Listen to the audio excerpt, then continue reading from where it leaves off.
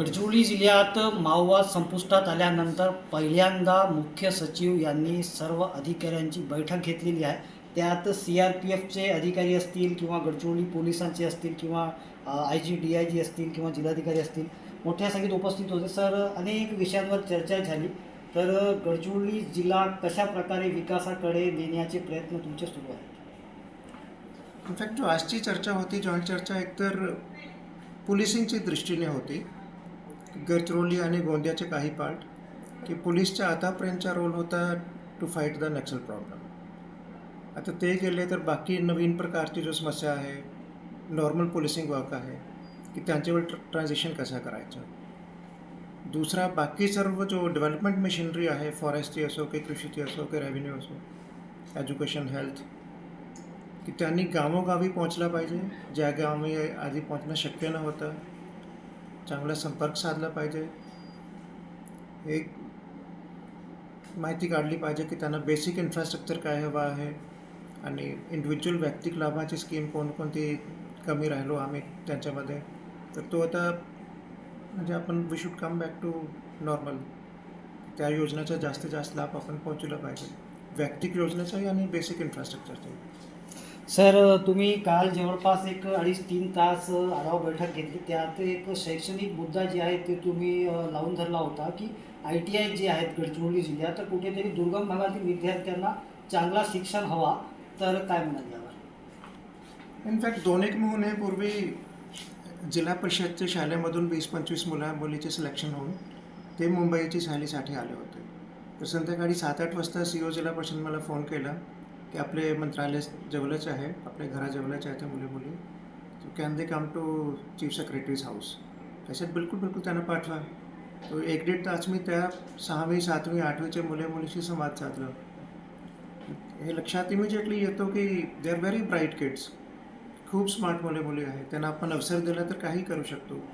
आणि इथे मी मागील 2-3 महिन्यापूर्वी सुरजागड माइन्सला गेलो होतो.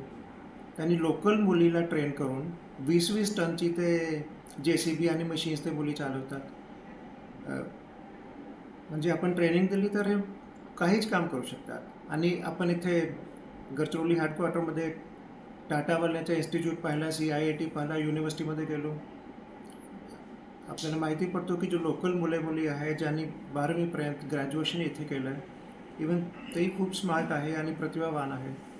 तर आपण इंडस्ट्रीसोबत हे सर्व करून आपण इंडस्ट्रीला जे गोष्टी हवी आहे आपण तसे प्रमाणे ट्रेनिंग दिली तर जो पुढे इंडस्ट्रियलायझेशन होईल, आपले मुलीने ते सर्व काम केले पाहिजे, टेक्निशियन्सचे, मॅनेजमेंटचे.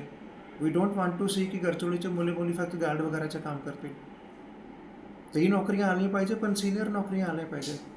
तर त्यामुळे ट्रेनिंगची खूप गरज आहे, शिक्षण आणि स्किल ट्रेनिंगची खूपच गरज आहे. सर, आणि शेवटचा प्रश्न, राज्यात किंवा गडचिरोली जिल्ह्यात 10 दिवसात पाऊस सुरू होणार आहे, तर पावसाची तयारी जिल्हा प्रशासनाची किंवा राज्य प्रशासनाची कशा प्रकारे सुरू आहे? ते वेगवेगळ्या भागाचे वेगवेगळे प्रश्न आहे. काही ठिकाणी फ्लडचा खतरा असतो, काही ठिकाणी गारपीटचा प्रॉब्लेम असतो. त्याप्रमाणे सर्व जिल्ह्याने तयारी केली आहे. पण हे आहे की एल निनोचा इफेक्ट जेवढा कमी होईल तेवढा चांगला आहे. तर आपल्याला शेतीची प्रॉब्लेम येऊ शकतो, पीक प्रोडक्शनची प्रॉब्लेम येईल पुढे, आणि पिण्याच्या पाण्याची प्रॉब्लेम म्हणजे पुढचे जानेवारी-फेब्रुवारीमध्ये सुरू होईल जर आपला एल निनो इफेक्ट थोडा स्ट्रॉंग राहिला. So we are all hoping की एल निनो इफेक्ट थोडा वीक राहील आणि will be able to manage things. आपण बघू शकतो सर्व अधिकाऱ्यांची बैठक जवळपास काल 3 तास चालली आणि आज 2.5-2 तास बैठक चालली. यात अनेक विकासात्मक विषयांवर चर्चा जी आहे ते राज्याचे मुख्य सचिव अग्रवाल सर आणि पोलीस महासंचालक यांच्या उपस्थितीत घेण्यात आले. आणि सध्या जे आहे माओवाद मुक्त गडचिरोली जिल्हा झाल्यानंतर ही आढावा बैठक जी आहे ती पहिलीच आढावा बैठक आहे, जे यात मोठमोठे अधिकारी जे आहेत ते गडचिरोली इथे उपस्थित होते. कॅमेरामॅन सोहेल पठाणसोबत नेमडी इरफान, TV9 गडचिरोली.